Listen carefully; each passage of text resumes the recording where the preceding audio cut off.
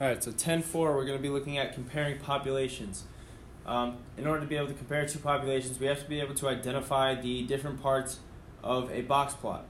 A box plot uses a number line to show the distribution of a set of data. Divides a set of data into four parts using the median and quartiles. So a box is drawn around the quartile values, and whiskers extend from each quartile to the minimum and maximum values that are not outliers. A double box plot consists of two box plots graphed on the same number line. Okay, so we can draw inferences about two populations in a double box plot by comparing their centers and variability. Okay, but first we have to be able to identify the different parts of a box plot.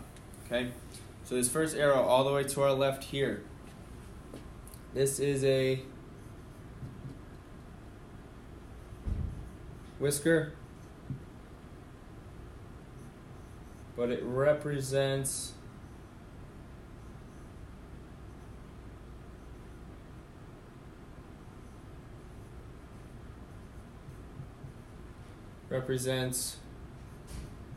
the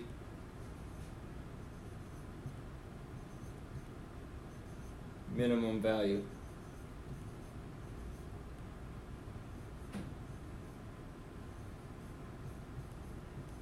Okay, this is what's important here. It is our minimum value. Okay. Our next arrow. This represents our lower quartile, or we'll just say Q1. Okay, that's our lower quartile, or Q1. The next arrow is pointing at that line in the middle of our box, and that is our that's our median.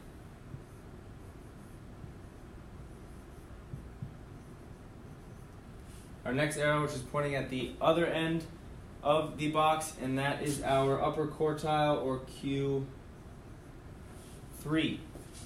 Okay, upper quartile, or Q3. And then our last arrow is pointing at another whisker,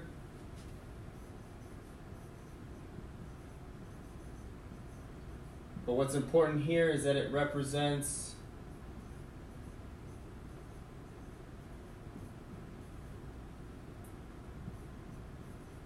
the maximum value. It represents the maximum value. Okay? And then down below, we have our arrows here pointing at both ends of our box, which is our Q1 and our Q3, and this is going to represent our IQR, or interquartile range. Okay, so the width of the box represents our IQR, or interquartile range. Okay, so when you have a box plot, each of these different sections represents 1/4 of the entire set of data. Okay, so we have our whisker here all the way to the left. This represents 1/4 of the data, or 25% of the entire box plot. Okay, from our Q1 to our median, that is another 1/4 of our data, another 25% of our data. From our median to Q3, this represents another 1/4 of our data, again another 25%, so median to Q3 is another 1/4 of the data. And from our Q3 to our maximum value is another 1/4 of the data, so 1/4 of the data lies within from Q3 to the maximum value. Okay, so it's important to remember that each of these sections are 1/4 of our data, or 25%. And you add them all together, obviously it would be 100% of your data. Now, let's look at a problem. So Casey surveyed a group of students in her science class and in her math class. The double box plot shows the results for both classes. Compare their centers and variations. Write an inference you can draw about the two populations. So to compare these box plots, centers, and variations, we need to identify each of the different parts of the box plots that are going to help us better understand their centers and variations. Okay? So just like we labeled in the last slide, for both of these box plots, we need to find our, so I'll label this one as the math one just so we know which is which. We need to find our median,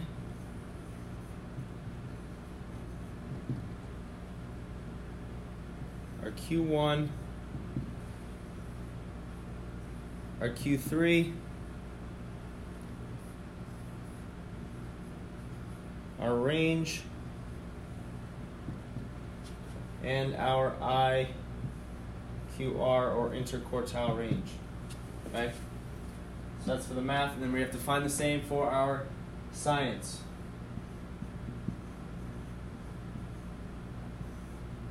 Okay, so we have the median,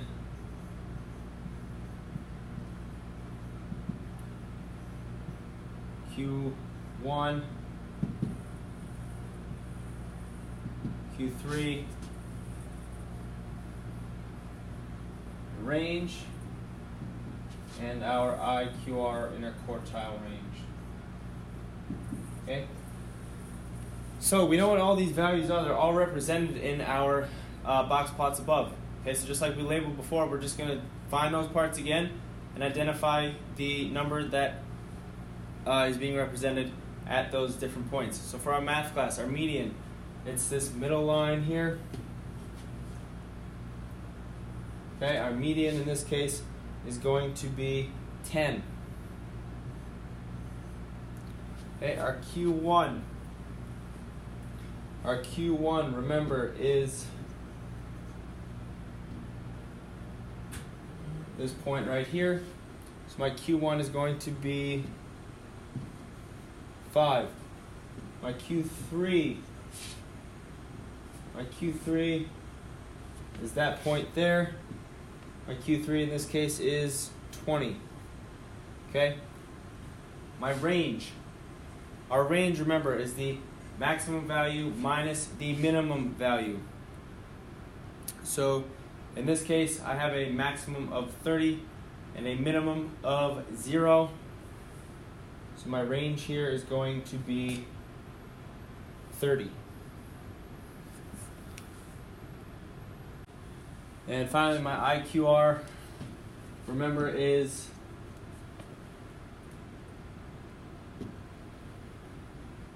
from this point here, our Q1 and our Q3. So it's Q3 minus Q1. In this case, it's going to be 20 minus 5, which is going to give me 15. Now, I want to do the same thing for the science. So my median for science is 20. My Q1 is 15. My Q3 is 25. My range is 30 minus 0, so our range is again 30. And the IQR is going to be Q3 minus Q1, which was 25 minus 15. And that's going to give me an IQR of 10.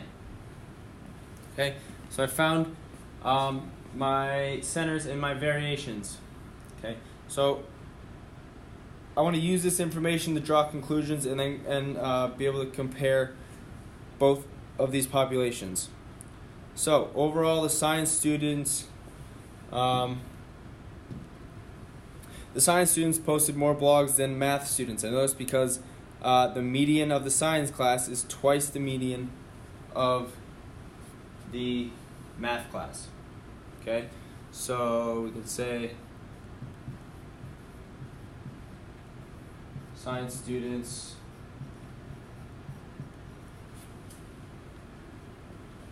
posted more blogs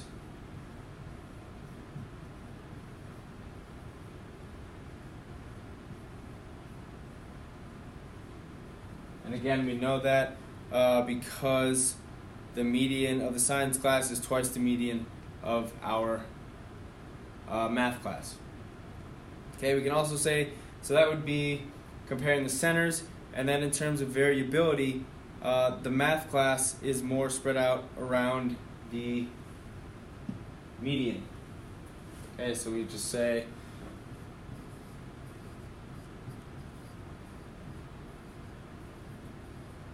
math class has more variability.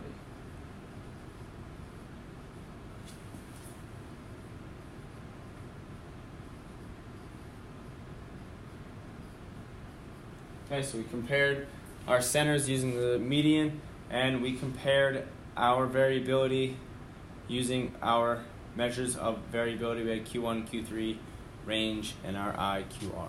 Okay.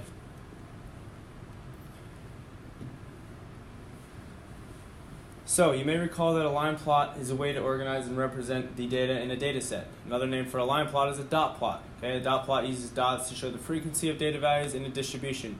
So a double dot plot consists of two dot plots that are drawn on the same number line. Okay, so same thing as a double box plot, just we are looking at points here instead of the box plots. Okay, so the double dot plot below shows the daily high temperatures for two cities for 13 days. Compare the centers and variations of the two populations. Write an inference you can draw about the two populations. Okay, so we're going to do the same thing here, only this time now because we're looking at dot plots, we can find our mean and our mode also. So we'll label it. I have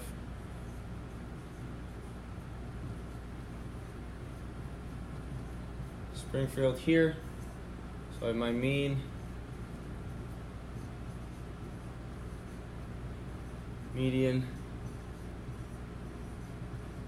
mode, range, Q1, Q3, and my IQR. Okay, and then the same thing for Lake City. Okay, we have our mean, median, mode, our range, our Q1, Q3, and our IQR. Okay? So, my mean for Springfield, I take all those values, add them up, and divide by 1, 2, 3, 4, 5, 6, 7, 8, 9, 10, 11, 12, 13. Okay, so divide by 13, and you would get a mean of 81. Okay, my median is going to be my middle number. In this case, it's going to be 81. Okay. My mode, it's going to be the number repeated most often, which in this case again is going to be 81. And our range is our 84 minus 78, which is 6. Okay, now my Q1, in this case it's going to be 79.5.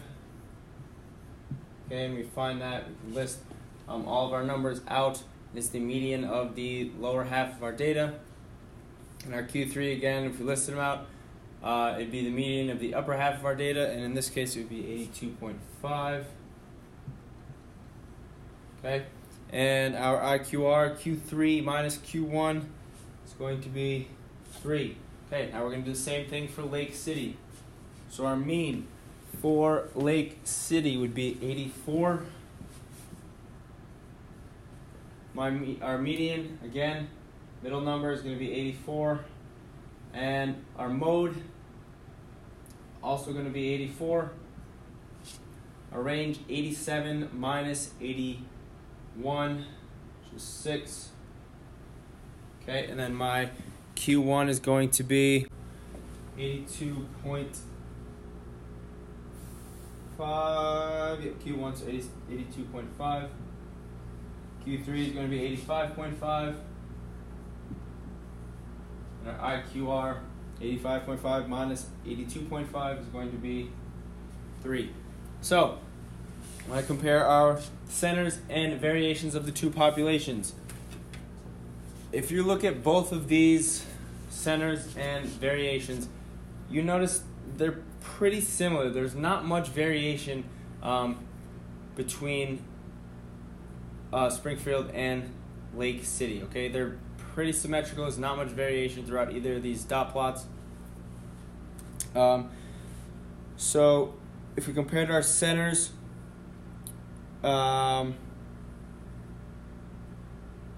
Lake City is going to have a greater mean temperature than Springfield. So you'd say Lake City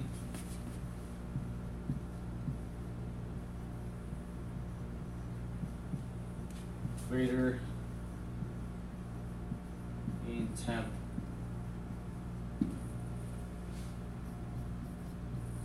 than Springfield. Okay, and like we stated before, variation's the same. There's not much variation here, but when both cities when both these cities have the same variation, the spread of their data about each of their means, it's pretty similar. Again, also Lake City we know had a warmer climate than Springfield during that period of data. Just you could tell that by looking at the dot plot above.